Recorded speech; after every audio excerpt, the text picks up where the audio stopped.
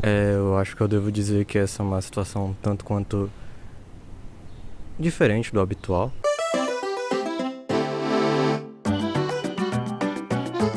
Bom, você entrou nesse vídeo provavelmente querendo que eu falasse alguma coisa inteligente. E é isso que eu vou tentar fazer. O problema é que eu não sou inteligente.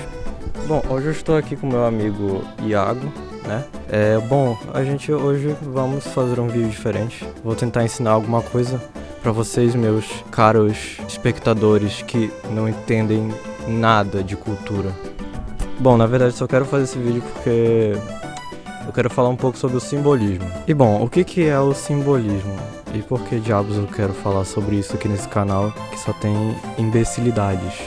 Bom, o simbolismo é uma corrente literária e artística que aconteceu no final do século XIX. O simbolismo começa na França, com a obra Flores do Mal, do Charles Baudelaire. É, bem nome de francês, realmente. E ela inaugura uma nova perspectiva poética, assim, para a arte em geral. É uma perspectiva muito mais fundamentada na impressão, na sugestão, no vago, assim, em algo introspectivo do ser humano. Algo que é irreal, algo que é imaginário, brisa, basicamente. E uma dessas características que eu acho muito interessante no simbolismo é a musicalidade que algumas poesias têm. Por exemplo, a poesia que na verdade me fez gostar tanto do simbolismo, Esmalha, do Augusto Guimarães. Nesse poema é contada a história da Esmalha, que, bom, ela é uma mulher que não bate muito bem da cabeça, né? Então o narrador, ele narra os delírios de loucura que ela tem até ela acabar por se matar se jogando de uma torre. Eu gosto do simbolismo, na verdade, por causa da revolução que ele trouxe para a arte. Ele foi chamado primeiramente de decadentismo, porque era um tipo de arte muito diferente do habitual, era muito irreal, era feio, digamos assim, para aquela época. Os poetas do simbolismo, eles tinham uma visão caótica do mundo, que na visão de muitos naquele tempo era desagradável. E naquele tempo era um tempo de revoluções muito importantes para nossa história. Estava acontecendo a Revolução Industrial, o capitalismo estava no seu auge, mas aqueles poetas do simbolismo não viam isso com bons olhos. Para eles tinham uma visão que aquilo era o caos, estava tudo errado.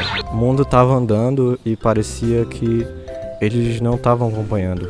Quando na verdade, atualmente, se a gente parar para pensar, estavam muito à frente do tempo deles. Por isso talvez que eles não se encaixavam naquele tempo cientificista que a gente chama, racional, lógico. Eles não pertenciam àquele mundo. Para eles, aquilo era o mundo realista, o mundo de dor e sofrimento. Para eles, nós éramos apenas parte do produto que as engrenagens das indústrias daquele tempo estavam produzindo. O simbolismo é um estilo antirracional e anticientificista, ou seja, se opunha a basicamente tudo que naquele tempo, metade ou final do século XIX, estava se desenvolvendo na sociedade. Eles entravam em crise quando confrontavam o mundo real, por isso eles praticavam o que a gente chama de fuga da realidade. Isso até resgata um pouco do romance do início do século XIX, quando o personagem não conseguia se ver naquele mundo sem a sua amada. E um fato curioso, na verdade, sobre esses poetas, que na verdade não eram bem vistos pela sociedade, não eram bem reconhecidos, eles tinham sua arte julgada, é que como eles não foram compreendidos, eles foram chamados pejorativamente de nefelibatas, que significa habitante das nuvens, ou aqueles que vivem fora da realidade. E de forma alguma, a poesia simbolista pode ser considerada inferior a qualquer outro tipo de arte. Na verdade, eles eram adeptos ao formalismo. As poesias deles eram cheias de palavras complicadas, assim, que praticamente não se ouviam falar. Isso foi trazido muito do parnasianismo, que na verdade é um movimento que eu odeio, mas eles traziam essa influência do parnasianismo quando você lê as poesias. Você percebe que foram escritas metricamente, as rimas são rimas perfeitas, a dinâmica dos versos é tudo muito bem feito, são estruturadas com muito apreço, assim. Já o estilo temático do simbolismo é muito fundamentado na subjetividade. Os sentimentos do simbolismo que eram apresentados eram muito fortes, eram mórbidos e pesados, coisas que não se encaixavam naquela época. quando o termo depressão sequer existia ainda. Aquilo era visto como tristeza apenas. E na verdade não. Justamente no simbolismo a gente consegue perceber que o poeta dava tudo de si na escrita daqueles versos.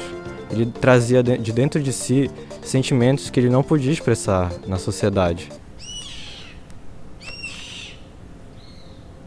É nóis. Os poetas e simbolistas utilizavam muito das suas impressões, das suas intuições e experiências pessoais para escrever e desenvolver seus textos. Eles tinham uma visão muito pessoal dos temas abordados. Outra característica que é muito presente nos textos simbolistas é a religiosidade, a misticidade que tem nas palavras. A crença em um plano sublimado, um plano que vai ser provavelmente muito melhor que a vida realista aqui na Terra. Isso não significa que os poetas sejam alinhados a alguma religião específica, mas sim que eles trazem elementos que são interessantes, de como o paraíso, por exemplo, é um plano espiritual pós-morte. Isso nos leva a outro ponto muito presente no simbolismo, que é a morte. Na verdade, a morte no simbolismo, ela não é uma coisa ruim assim, ela é o transcender. Ela, na verdade, é a entrada para o plano sublimado, para o plano superior, que vai libertar os poetas do sofrimento que eles viviam aqui na Terra. E é possível explicar isso com uma frase do Pantera Negra, que é o meu herói favorito, diga-se de passagem, que a morte, na minha cultura, não é o fim, é um ponto de impulso.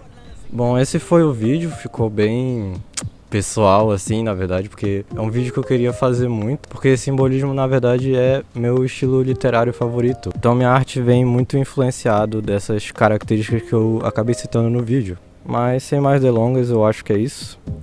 Até o próximo vídeo. Tchau. Obrigado por assistir.